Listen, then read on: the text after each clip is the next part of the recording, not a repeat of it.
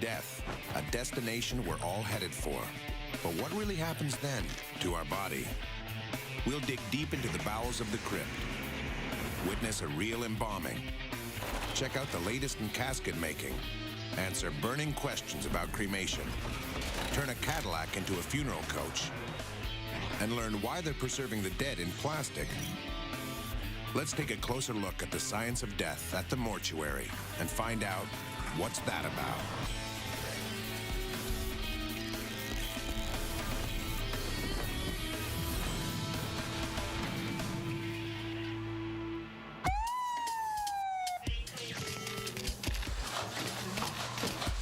When death strikes, the only person who finds rest is the deceased.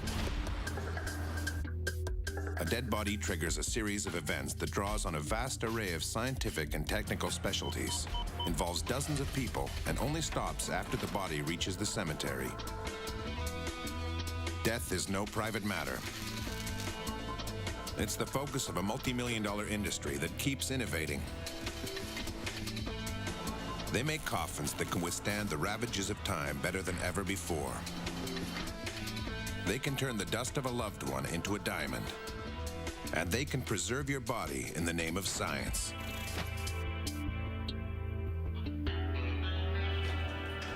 After death, most bodies are handled by funeral homes.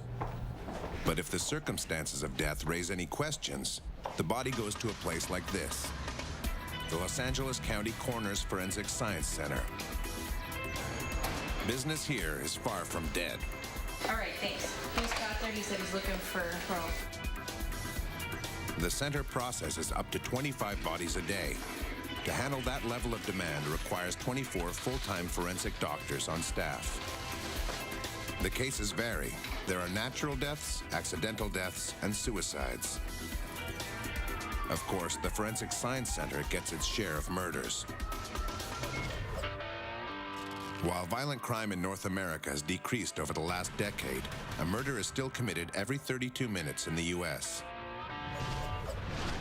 Craig Harvey is the chief coroner investigator at the LA Coroner's Forensic Science Center.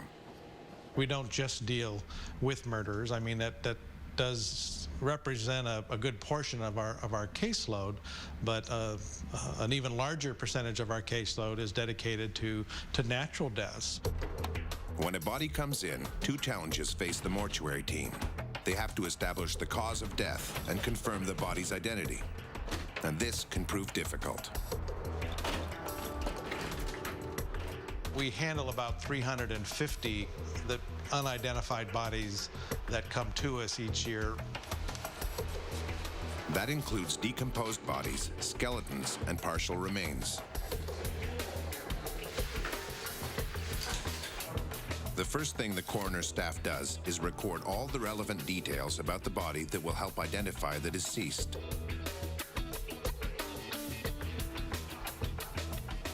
Processing bodies is a race against time because a few minutes after the heart stops, decay starts. Within about 2 hours after death, the blood slowly sinks to the lower regions of the body. This stage is called livor mortis. Then, 2 to 4 hours after death, chemical changes in the body cause the muscles to contract. The body becomes stiff. This stage is known as rigor mortis. The more the body decays, the harder it becomes to identify. But this doesn't stop the coroner's office. Unidentified cases never are closed with us until the person's identified. Forensic technicians weigh the body, measure it, and compare impressions of the teeth with dental records. They also take fingerprints. To do this, the mortuary technicians have to fight rigor mortis and ease up the muscles in the fingers, hands, and arms of the deceased. LiveScan is the latest in fingerprinting technology. The cadaver's finger is placed on the screen. The operator pushes a button, moves the finger across the screen, and the data is fed into the computer. We're able to capture the deceased fingerprints and electronically send them to various fingerprint databases and get responses back within a matter of oftentimes minutes, whereas before it might take hours, sometimes days, literally sometimes weeks. LiveScan uses an automatic fingerprint recognition system located in several agencies across the country. With over 78 million fingerprints on record at the FBI alone, the mortuary team often gets a match. However, about 30 cases a year remain hardcore unidentifiable in LA. There's no record of fingerprints in the system, there's no missing persons report, and nobody seems to be looking for them.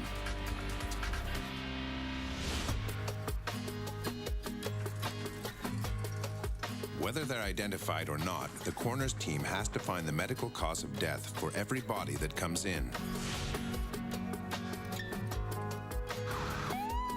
Depending on the circumstances of death, this medical investigation can be as simple as a routine examination by a physician, or it can be more complex and require an exhaustive battery of tests, as well as a full autopsy.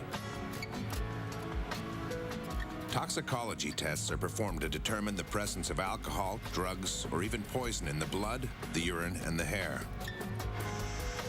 They can also check saliva, stomach contents, or even sweat.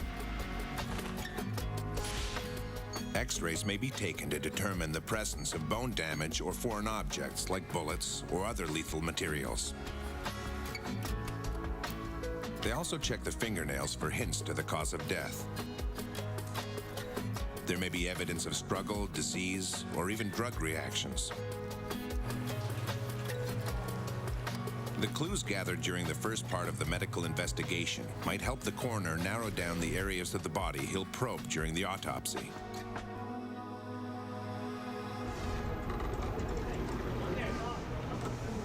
The autopsy is kind of a rule-out procedure.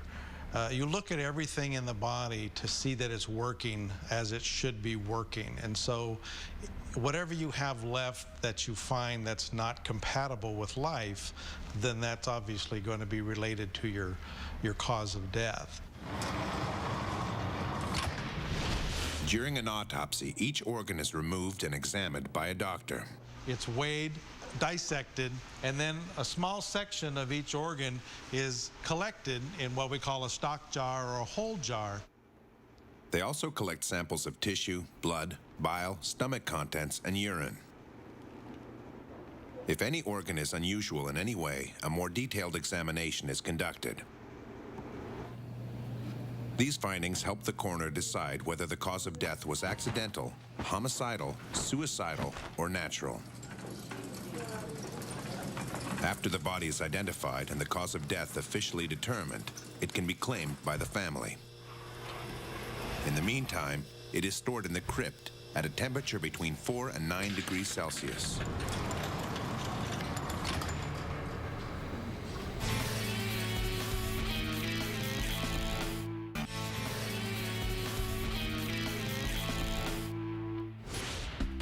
Death doesn't come cheap.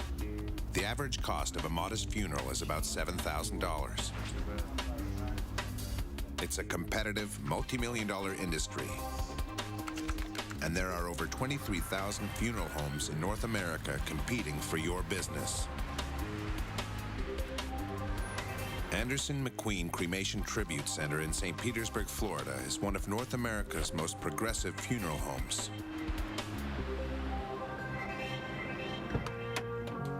Patrick O'Neill is a third-generation funeral director and an expert embalmer and restorer.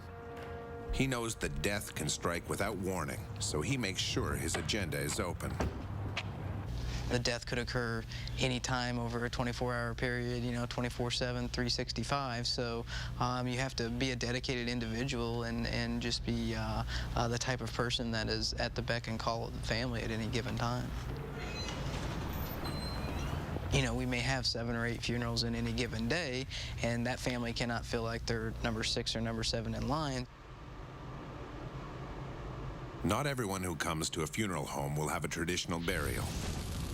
In North America, more people are choosing cremation. One of the unique features of this funeral home is the inclusion of a crematorium on site. This is where I like to show off what I do for a living. These machines actually are 38,000 pounds. They cost around $100,000 a piece. His 2 cremation chambers, called retorts, are about 3 meters long and 2.5 meters high and wide. They can burn at 1,000 degrees Celsius. So I guess there is a pyrotechnic or pyromaniac aspect to the actual job itself. But this is what I do every day.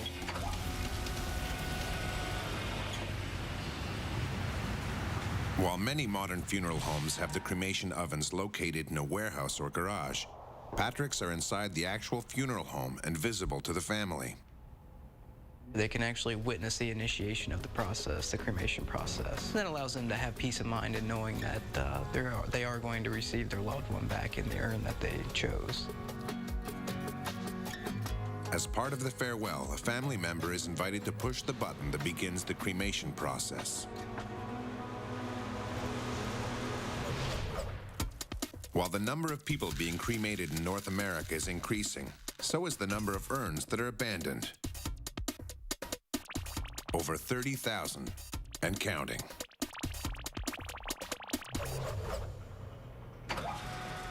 What really happens inside the crematorium once the button is pushed?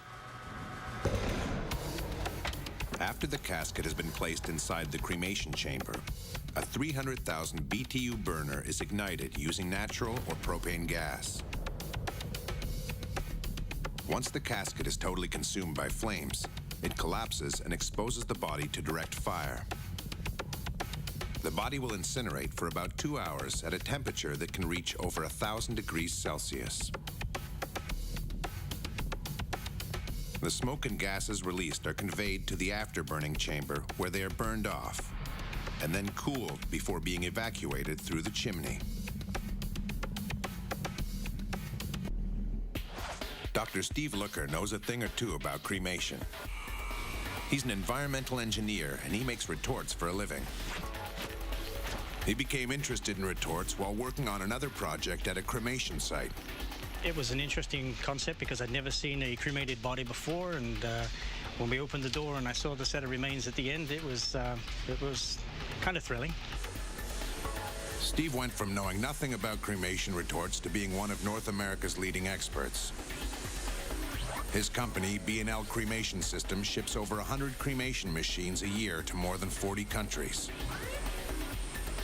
His plant is over 3,000 square meters with room enough for 35 retorts to be worked on at any given time. What makes these retorts special is the way they handle heat, and that takes place in the chamber. Building the frame of the chamber is the first step in the making of a retort. It's made of tubular steel.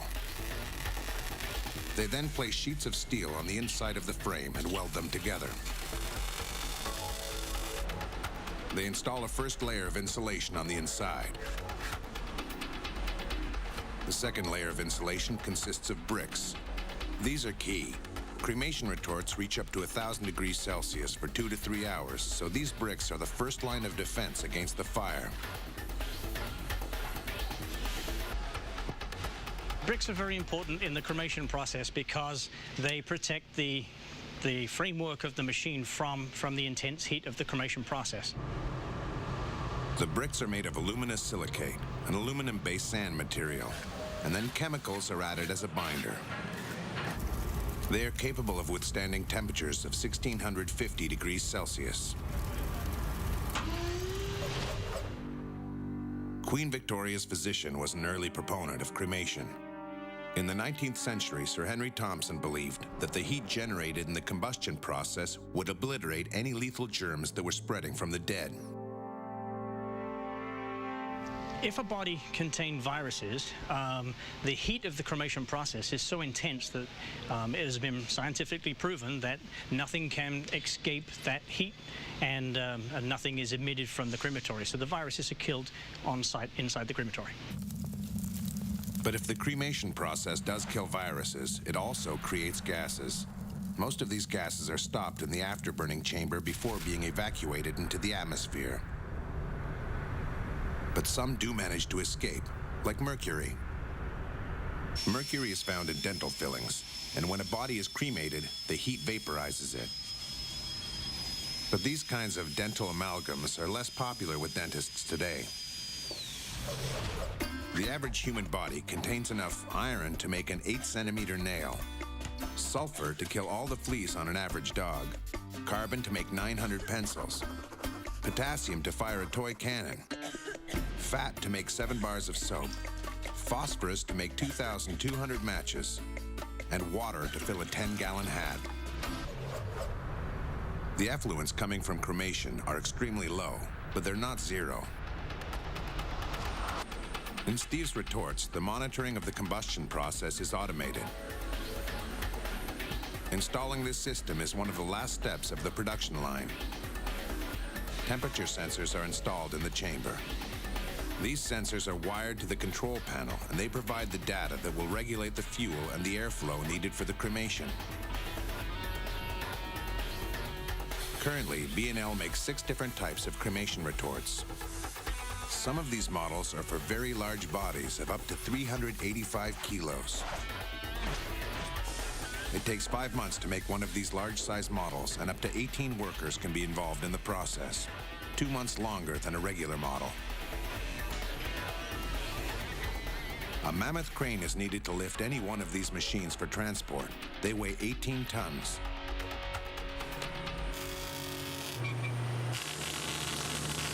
The demand is strong for Steve's retorts, and it's likely to keep up. It's fine by Steve. As an environmental engineer, he's convinced that burial pollutes more than cremation. Well, what can happen in ground burial is that the body actually decomposes, and a lot of that material can go through the earth into the water table and end up being used for drinking water. Obviously would have been treated before, but it's just more chemicals that we're putting into the ground.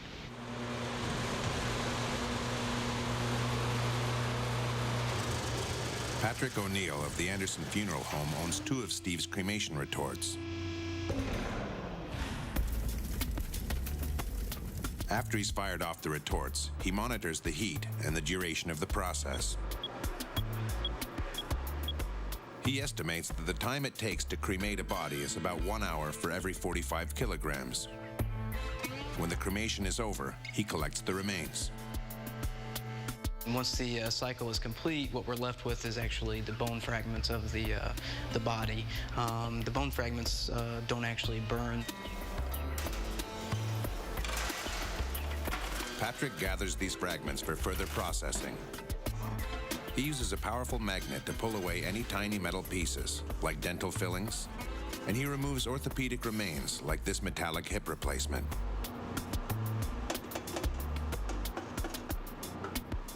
This is actually the cremated remains processor, so when we take the bone fragments, we go ahead and reduce them down into a fine powder or dust. It works like a blender in your kitchen, just more powerful.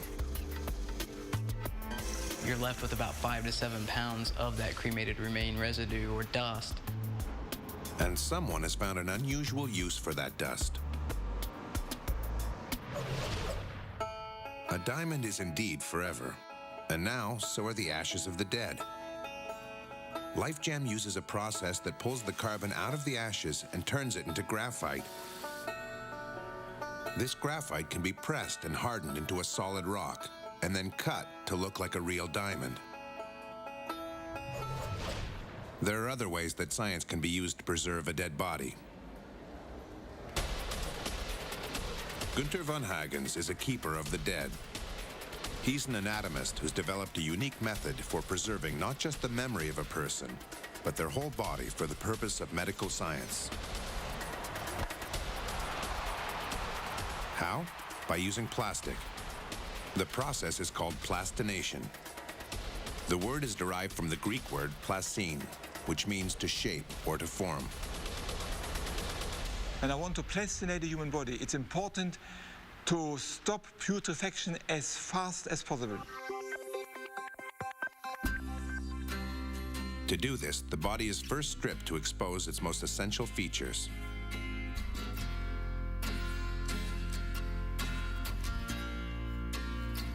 Next, it is immersed in a bath of acetone.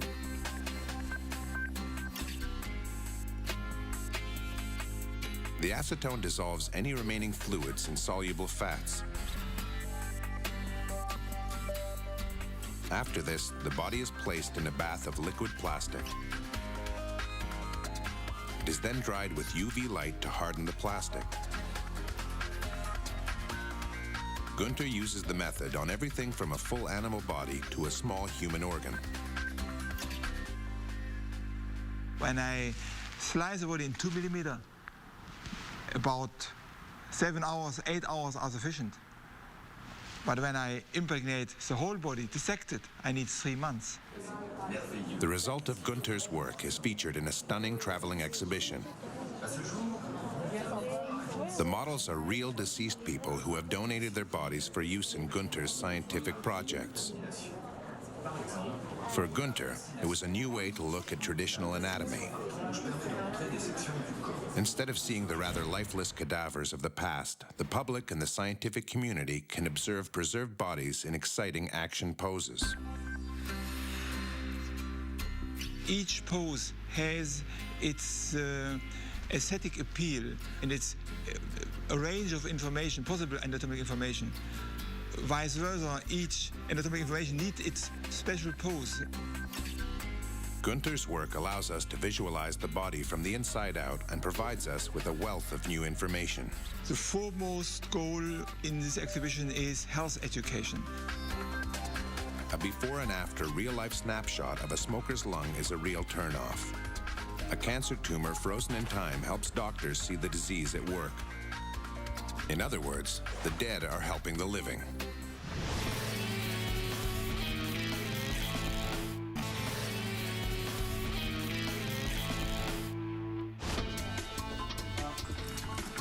Even in death, there are choices to be made. Cremation, plastination, or burial. And if you choose burial, you can also consider being embalmed first.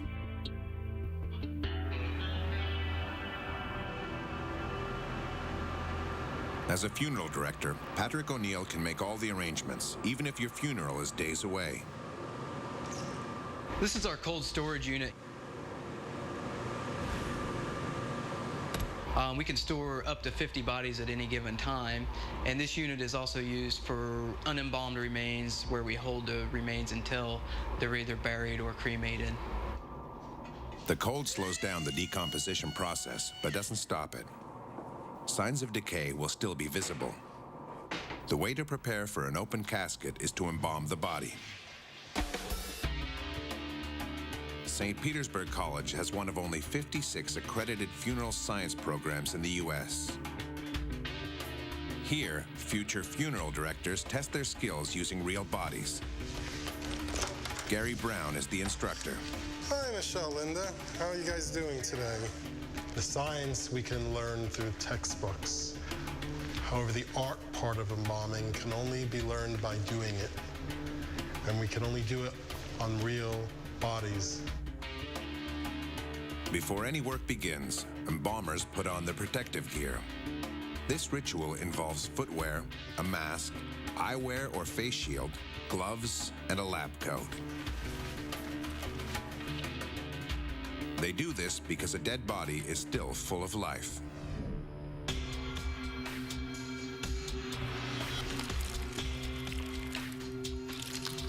When a person dies, bacteria, internal enzymes, and chemicals take over. The bacteria multiply and feed on flesh, while enzymes digest the stomach and other organs. With time, they consume every soft tissue in the body.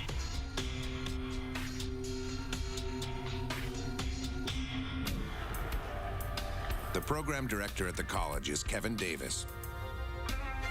In an unembalmed body, the microbes can migrate. Normal microbes that are found in certain parts of your body can migrate to other parts of your body, which makes the entire body infectious. So one of the reasons why we wear our personal protective equipment is to protect ourselves from bloodborne pathogens which may splash upon us as we inject the chemicals into the arterial system.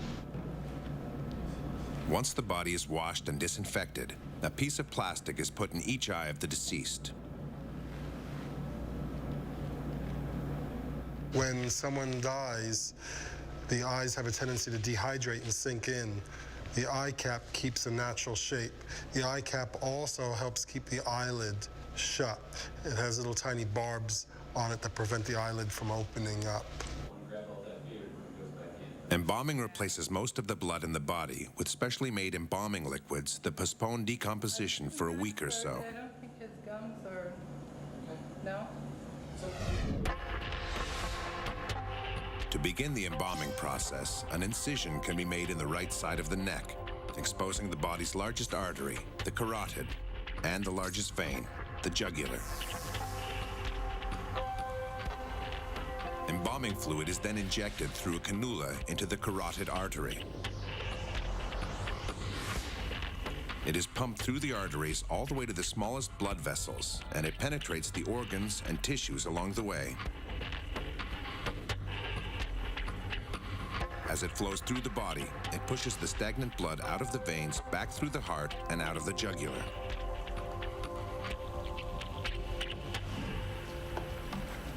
But what happens to the blood evacuated from the body during embalming? What they do with it, you may not want to know. The waste discharge in blood and such that comes out of the body during the embalming process is flushed down into the normal sewer system. The important thing is those bloodborne pathogens that are normally very effective inside the body are not very effective in this local sewer system. In fact, anything harmful in the blood is destroyed there. Before the embalming is completed, the students are instructed to massage the body. When you're alive, your muscles contract, they force the blood through the veins back to the heart. When you're dead, however, your muscles don't contract anymore. So by doing the massage, we emulate that process. So it aids in getting the embalming fluid into all parts of the body. The fluid has a long way to travel. There are 97,000 kilometers of blood vessels in each human body. That's enough to go around the entire planet more than twice. Embalming isn't the only thing a funeral director might do to prepare a body for burial. But a lot of it depends on the condition of the body. In some cases, the funeral director will have to go one step further and reconstruct the body. The job does entail artistry and chemistry. Chemistry, because you have to select the different types of chemicals that are suitable for each body type or composition. You run into something different every day. No two bodies are alike on this earth. And then artistry, you need to recreate a picture for the family to remember. Oftentimes that's going to be their last or final memory of their loved one. If a person dies in an accident or any other traumatic circumstances, the funeral director is sometimes called upon to reconstruct the face of the deceased. Patrick O'Neill is an expert and often teaches at the college. Facial reconstruction is a small but important part of his workload. You're probably looking at about 3 to 6% facial trauma or disease, anything on the face that needs to be reconstructed. So. The face is delicate and a challenge for funeral directors.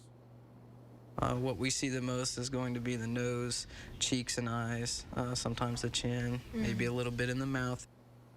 Unlike embalming, students can practice using plastic skulls and applying a special wax to form the damaged body part. After the feature is properly formed, they use cosmetics for color and texture.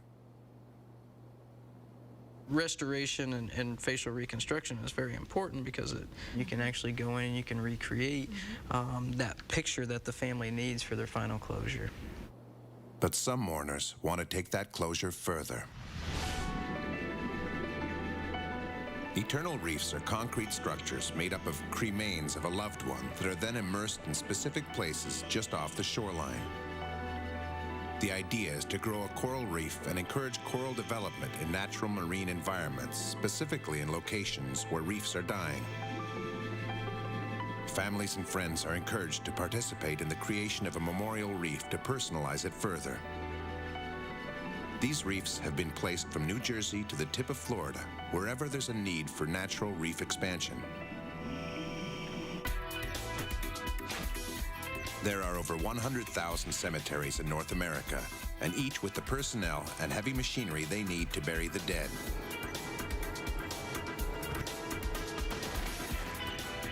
For a final resting place, cemeteries offer a quiet burial plot or a distinguished mausoleum. But now, there's a new idea on the market. It's called cremation, and it's good for the environment. In this process, the deceased is placed in a casket and freeze-dried in a bath of liquid nitrogen at a temperature of -196 degrees Celsius. This causes the body and casket to become extremely brittle, so that when shaken, they are reduced to powder. The body's water is then evaporated, and metals are separated out. The remains, 25 to 30 kilograms, are buried in a biodegradable casket made from a cornstarch base. Within 6 to 12 months, it becomes compost and nourishes a tree or bush planted as a memorial. But of all these options, one of the most traditional is still to give the deceased a big send-off in its own shiny casket. The largest manufacturer of caskets in the U.S. is the Batesville Casket Company. They supply over 40% of all funeral homes in the country. That's over 16,000 customers. They make wooden and metal caskets in their 4 North American plants. This plant in Indiana produces the bulk of the metal caskets.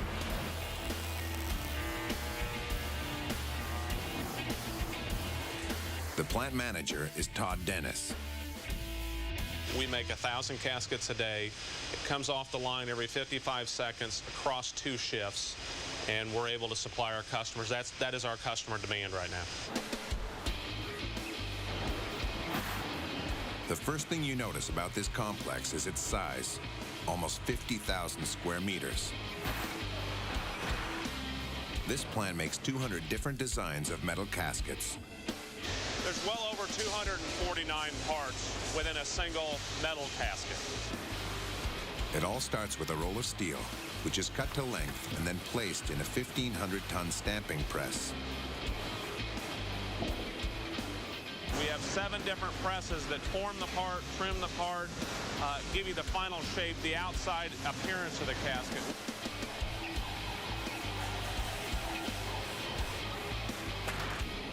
The most important parts are formed in these presses. Smaller parts like the bolts, brackets, structural supports, and hinges are also manufactured on site. Once the parts are manufactured, they're moved to the assembly line.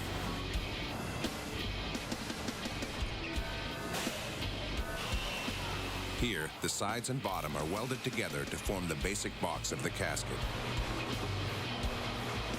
The casket is then sanded in preparation for metal finishing or painting.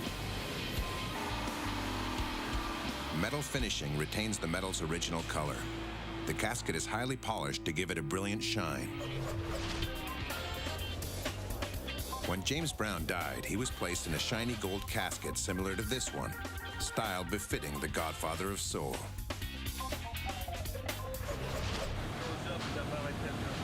The painting of a casket requires a more detailed procedure, so the painting area runs 16 hours a day.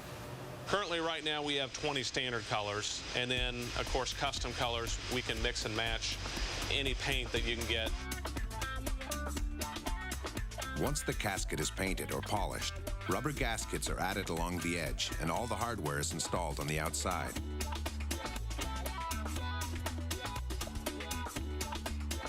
But the piece of hardware that you don't see is the one that really matters. To ensure the casket will last underground, a strip of magnesium is spot welded to the bottom. The magnesium sacrifices itself by attracting the rust away from the metal of the casket.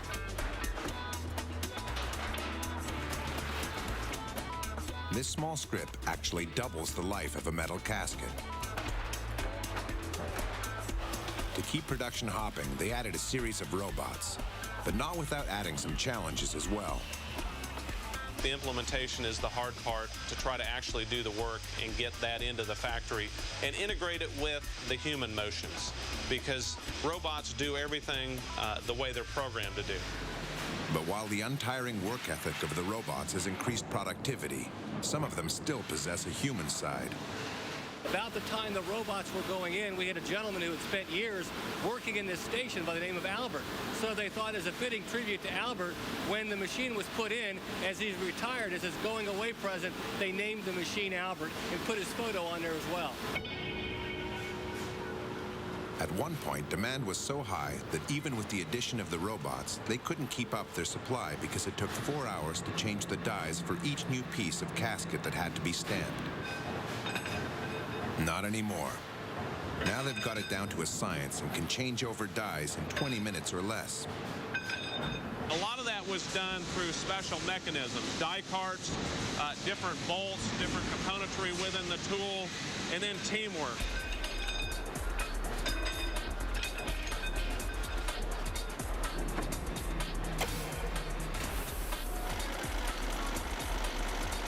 For a final touch, Batesville offers to personalize the interior of the casket. They offer thousands of embroidery designs, but they can also make them to order. We've made Harley-Davidson caskets, we've made John Deere caskets, Ferrari red, anything that you can imagine, we will attempt to try to build. If you want a mom or a dad or a fishing scene or a golf scene, we can do those sort of things as well.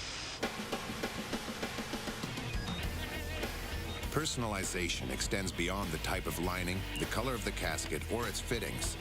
Another feature makes this final resting place unique. A drawer can be installed inside the casket so that family members can have a special place to put letters or objects to accompany the dead. Before a casket is bagged for shipment, it gets one final inspection.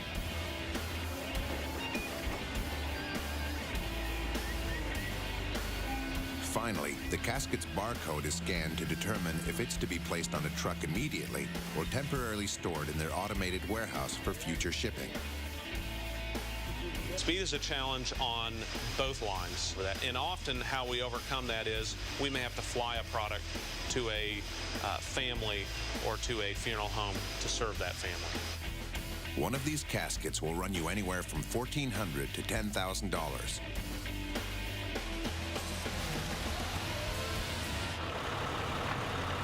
Batesville uses their own fleet of over 500 trucks, one of the largest private fleets in the U.S. They're ready to roll day or night so their clients can rest in peace and in style.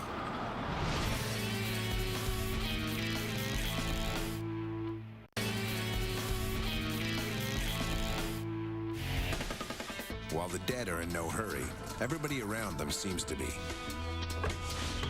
From the mortuary technicians to the funeral directors, the embalmers and the casket makers, everyone works around the clock to put the body to rest and help the living find peace. The trip to the cemetery is a trip you don't come back from. So for some, this last ride has to be the best. The classiest wheels, the most spacious interior, and a chauffeur. It takes a lot of work to make a standard vehicle into one of these. They are the work of AccuBuilt, North America's largest funeral coach builder. The president here is Don Kuzakria. In a typical year, we'll build anywhere from 1,250 to 1,400 funeral vehicles. This street machine will be totally transformed into a single-purpose, casket-carrying luxury funeral coach in about 3 weeks. To do this, they take perfectly good Cadillacs and Lincoln Town cars, cut them in half, and rebuild them from scratch. Although these cars may look like regular Cadillacs, they're far from it. First, they cut the body away, from the windshield to the back bumper. They extend the chassis by 32 to 47 inches, raise the roof, and fit an all-steel roll cage into the frame. They also weld steel reinforcements on key parts of the chassis. This adds a lot of weight to the car, and that, coupled with the fact that it's oversized, could make the coach prone to rollovers. But since funeral coaches don't barrel down the road at top speeds, the addition of the roll cage is more like a safety feature, a protection against a freak accident. One of Don's souped-up caddies was put to the test.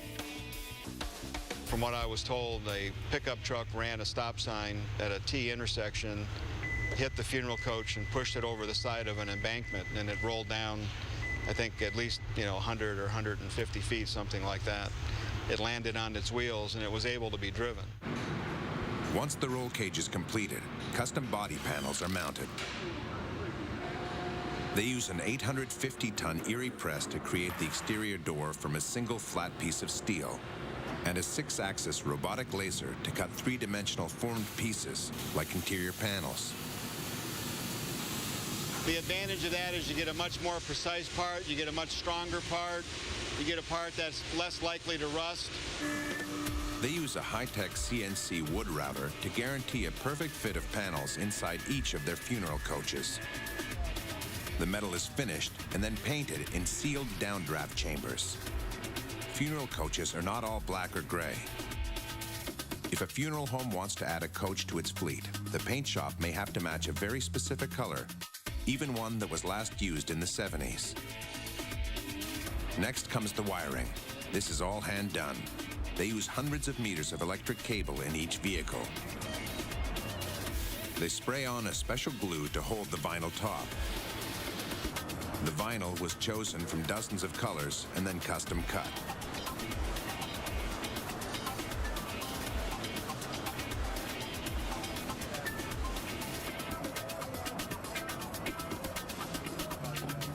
Next, plain fabric pieces are cut using a computerized template, and the work on the interior begins. The trim shop prepares some of the interior fabric panels using a specialized embroidery machine with 9 needles capable of doing 1,200 stitches a minute. It needs to go fast since there are 480,000 stitches in each of the 45 patterns available. They check that all mechanical functions work, like the slide-out casket table. Then they polish the exterior to make the vehicle shine. It looks great, but it's not ready to leave the building just yet. The alignment needs to be done to make sure the vehicle rides as straight and smooth as it looks. Once a funeral coach gets the final stamp of approval, it's on its way. The vehicle has to look dignified, it has to be respectful, but it also has to function, on a 100% reliability basis. So, the dead can finally rest in peace. But what of the living? Gunter is coming up with new poses for his plastinates. Craig gears up for more bodies to arrive because death doesn't take a holiday.